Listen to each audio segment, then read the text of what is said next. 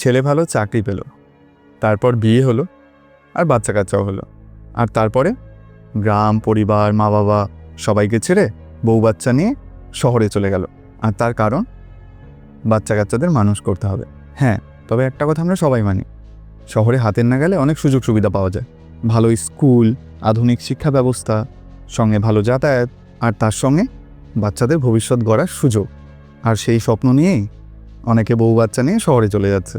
তবে এখানেই আমার একটা প্রশ্ন রয়েছে, এটাই কি একমাত্র রাস্তা? যদি শহরেই সব সুযোগ সুবিধা থাকতো, তবে গ্রামের ছেলেমেয়েরা পড়াশোনা করে মানুষ হচ্ছে কী করে? আজও অনেকে গ্রামের মাটি থেকে উঠে এসে ভারতের সবথেকে বড় বড় চাকরি, যেগুলো আইএএস আইপিএস থেকে শুরু করে, এগুলোও করছে, ইভেন দেশও চালাচ্ছেন।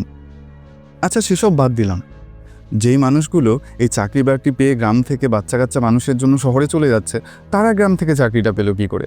তারা গ্রামে থেকে মানুষ হলো কী করে? গ্রামে থেকে কি মানুষ হওয়া যায় না? আমার প্রশ্ন এটাই।